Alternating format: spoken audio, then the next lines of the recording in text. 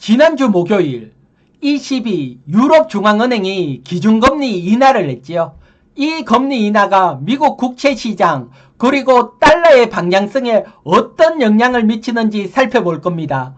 달러의 방향성은 우리 시장 방향성에 밀접한 관계가 있으니까요. 이번 영상 반드시 보시기 바랍니다.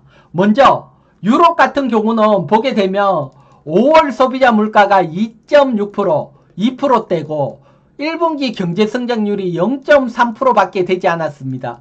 따라서 경제 상황적으로 보면 금리 인하를 해서 경제 성장률을 높일 수밖에 없는 상황이기 때문에 기준금리 4.5%에서 4.25%, 0.25% 금리 인하를 했고요.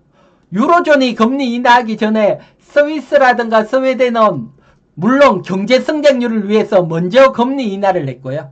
따라서 유럽은 경제 성장률을 높이기 위한 금리 인하를 했다. 이렇게 보시면 되시고, 대신 미국은 상황이 다릅니다. 미국은 경제 성장률이 유럽보다 훨씬 좋고요. 1분기가 1.3% 성장을 했고 2분기는 2% 이상까지 내다보고 있으니까 경제가 좋고, 여기에다가 물가는 소비자 물가는 3.4%로 높습니다. 따라서 금리 인하하기는 어려운 상황이다. 따라서 경제로 보면 미국은 6월 달에 금리 동결을 할 거다. 그리고 여기에서 또 중요한 사항이 미국 같은 경우는 양적 긴축을 6월부터 축소를 시작을 합니다. 이 얘기는 연준이 시장에 미국 국채를 600억 달러 매도를 하던 것을 매도를 확 줄입니다. 250억 달러 매도를 줄인다. 이렇게 금융정책 변화가 6월부터 생깁니다. 이런 변화가 생기면 이런 금융정책이 물가에 어떤 영향을 미치는지 최소한 3개월은 지켜보고, 그리고 금리 결정을 할 확률이 높죠.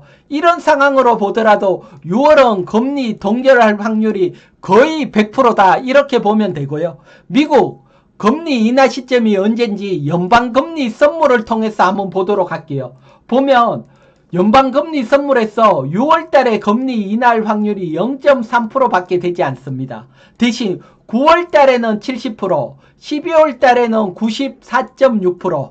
따라서 12월까지 보면 한 번 정도 금리 인하할 확률이 거의 100%에 가깝다. 이렇게 볼 수가 있고요. 이 금리 인하할 확률은 향후 ECB 유럽중앙은행이 금리 인하할 확률이 똑같습니다.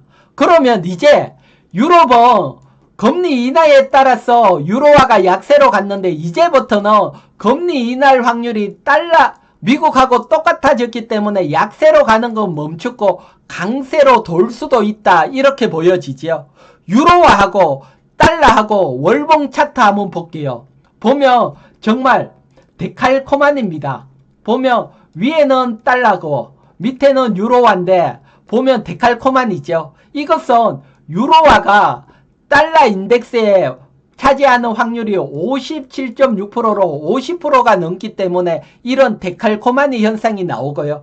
따라서 유럽이 금리 인하할 거로 보고 유로화가 약세로 갔지만, 이제는 미국하고 금리 움직인 속도가 똑같이 된다. 여기에 먼저 금리 인하를 했기 때문에 경제 성장률이 조금만 돈다면 유로화가 강세로 가고 달러는 약세로 움직일 수 있죠. 달러가 이렇게 약세로 움직인다면 우리 시장은 강한 상승이 나올 수 있습니다. 이렇게 방향성을 기대할 수가 있고요. 그리고 미국 금리를 한번 보도록 할게요. 국채금리, 10년물 국채금리를 볼 때 가장 중요한 것이 과거에 어떻게 움직였냐가 중요하죠. 보면 현재하고 비슷한 상황, 2006년 6월부터 2007년 8월까지 미국이 높은 금리 5.2%, 확 금리 인상 후에 이렇게 금리가 유지가 될 때, 지금도 금리 인상 후에 유지가 됐죠. 이때 2006년 6월부터 2007년 8월 미국 10년물 국채금리가 어떻게 움직였는지 한번 보도록 할게요. 보게 되면 미국 10년물 국채금리가 더 이상 인상하지 않는다. 확 상승이 튀었다가 조정을 받았다가 상승했다가 금리가 약세로 움직였습니다. 지금도 보면 이렇게 횡보를 할 때 확 튀었다가 조정을 받고 약세로 갔다가 유지가 됐죠. 그러면 향후 미국 10년물 국채 금리는 이렇게 하락할 확률이 높습니다. 국채 금리가 하락을 한다는 것은 10년물 국채 가격이 상승을 한다는 거죠. 따라서 10년물 국채 지금 사서 보유하면 상승을 하면서 수익이 납니다. 그래서 지금 10년물 국채 매수할까? 아닙니다. 지금은 매수 타이밍이 아닙니다. 국채에서는 수익이 나지만 환율에서 손실이 날 수 있기 때문입니다. 과거하고 국채 금리는 비슷한 위치지만 우리 환율이 전혀 다른 위치입니다. 환율의 위치를 한번 보도록 할게요. 환율의 위치를 보게 되면 과거 2006년, 2007년은 환율이 역사적인 강세 위치랐습니다. 그렇지만 지금은 역사적인 약세 위치입니다. 즉, 이 얘기는 과거 같은 경우는 뭐 극단적으로 보면 900원을 주고 1달러를 매수해서 국채를 매수했다. 그러면 환율이 약세로 확 튀면서 이제는 1달러를 매도하면 1,500원을 받아서 나왔습니다. 따라서 환수익이 600원, 엄청난 환수익이 나왔습니다. 여기에다가 국채에서도 국채 가격 상승의 자본 수익까지 양수익을 노릴 수 있었기 때문에 이때는 미국 국채 매수하는 게 맞습니다. 하지만 지금은 전혀 다르지요. 지금은 미국 국채를 사기 위해서는 1,400원을 주고 1달러를 매수해야 됩니다. 여기에서 환율이 안정적으로 가서 1달러에 1,000원으로 갔다. 이렇게 되면 빠져나올 때 환율이 마이너스 40% 환손실이 날 수 있습니다. 따라서 지금은 국채금리, 미국 국채금리 매수할 때가 아니고 굳이 국채금리를 매수한다면 2년물 우리나라 국채를 매수하는 게 낫고 우리나라 국채 매수하는 것보다는 주식 매수하는 게 향후 1년, 2년을 봤을 때는 훨씬 낫다. 이렇게 설명을 드리고요. 여기에 국채금리 같은 경우는 보면 계속해서 상승하기는 쉽지 않습니다. 국채금리 지금 지난달 미국이 국채를 팔았는데 응찰을 했는데 응착률이 줄어들었습니다. 즉 미국 국채를 사겠다는 사람이 줄어들었다는 겁니다. 사겠다는 사람이 줄어들면 국채 이자를 더 줘야지 팔 수가 있죠. 따라서 국채금리가 상승할 확률이 향후 미국 입찰은 계속 일어나니까 입찰 때마다 이렇게 국채금리가 상승할 확률이 높다. 국채금리가 상승을 한다는 것은 국채 가격이 하락을 한다. 이 얘기죠.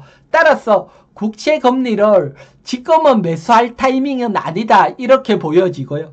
여기에다가 보면 국채를 일본하고 중국, 미국 국채를 가장 많이 매수하고 있는데 얘네들도 매도를 하고 있습니다. 지금 보게 되면 빨간색이 중국이 미국 국채 보유량인데 계속해서 줄어들고 있습니다. 즉 미국은 미중 패권 정쟁에 있어서 미국 국채를 팔면서 대응을 한다. 이렇게 보여지고 일본도 많이 매수했다가 지금 엔화가 워낙 약세라서 엔화 방어를 위해서 국채를 매도를 한다. 따라서 과거에 국채를 가장 많이 사던 일본, 중국이 국채를 매도할 수밖에 없는 상황이다. 이 얘기는 국채 가격이 상승하기는 어렵다는 거죠. 따라서 국채를 지금 매수할 타이밍은 아니다. 이렇게 설명드리고요. 여기에 미국이 중국이죠. 중국이 국채 금리를 이렇게 매도를 하면서 다른 파생적인 현상이 하나가 나왔죠. 중국이 국채를 매도하고 생긴 달러를 가지고 금을 매수했지요. 금 차트 한번 볼게요. 금 차트입니다. 보면 중국이 미국 국채를 매도하는 시점부터 금이 상승을 했죠.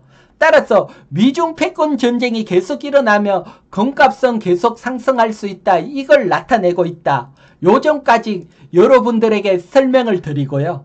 자, 그리고 또 하나 중요한 게 이번에 미국이 중국 관세를 확 높였습니다.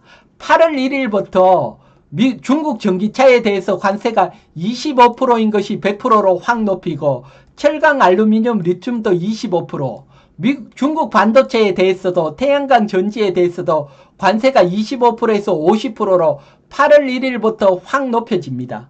과거 미국이 관세를 높였을 때 중국은 위안화 약세를 통해서 대응을 했습니다. 따라서 지금 위안화 약세에 안 그래도 위안화가 약세인데 중국이 미국 관세 높인 데 대한 위안화 약세를 더 갈 확률이 높습니다. 따라서 이렇게 위안화 약세로 간다면 한중일 환율 전쟁이 다시 일어날 수가 있죠.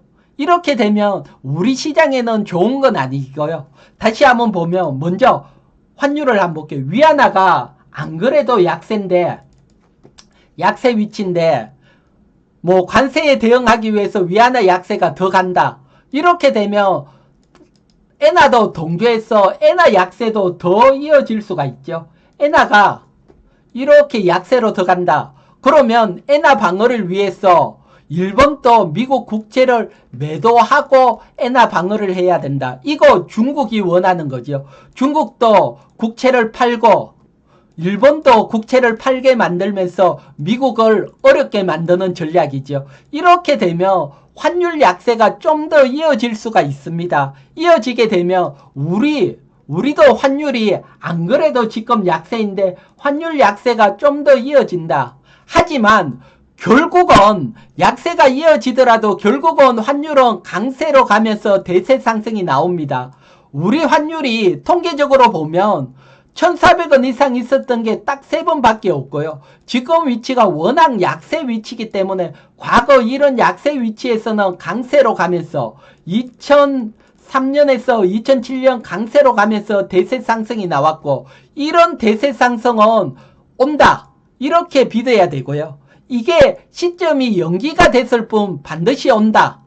이건 제가 온다는 게 아니고 큰 돈들의 움직임을 보면 올 수밖에 없다. 왜? 환율이 이렇게 약세일 때 외국인들은 우리 시장을 쓸어담고 우리 시장에 돈이 들어오고 있기 때문입니다. 보게 되면 1분기 때 외국인들이 15조 원 이상 우리 시장 매수를 했는데 이게 2009년 14조 원 이상 이후 15년 만에 최대 외국인들이 매수가 들어왔습니다. 과거 2009년대도 매수가 들어오면서 급등이 나오면서 전고점 돌파를 했고요. 그러면 이번에도 외국인들이 15년 만에 최대 매수가 들어오면 시간이 걸리지만 전고점을 넘어서 상승할 확률이 높다. 외국인들이 돈이 들어오면 항상 외국인들은 두 가지 수익을 높입니다. 환수익과 자본수익, 주식 상승에 따른 자본수익까지 두 가지를 노리죠. 그러면 환수익이 나려면 어떻게 되냐? 이렇게 볼게요.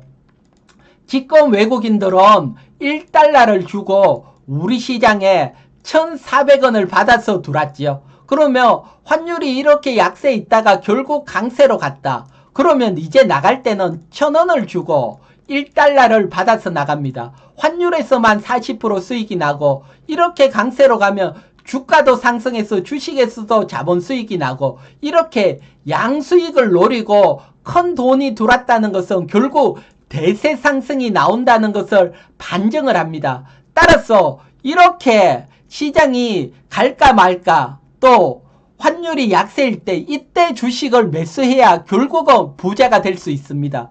그러면 대형주는 제가 반도체나 자동차 매수해야 된다 설명을 드렸고 그러면 중소형주는 어떤 종목 매수해야 될까요? 중소형주 매수해서 크게 가는 종목 찾는 방법 여러분들에게 알려드렸지요. 어디에서 그 방법 알 수가 있냐? 이희경 경제TV 제 유튜브에 들어오면 여러분 제가 핵심 기법 최대 10배 상승하는 거 최대 30배 상승하는 거 어떻게 되면 크게 상승을 하는 기법 설명을 드렸고 소액으로도 부자 되는 방법 설명을 드렸고 그리고 계좌 인정을 통해서 적용 방법까지 설명을 드렸으니까 중소형주 테마주 매매하시는 분들은 이거 반드시 공부를 하셔야 되고요.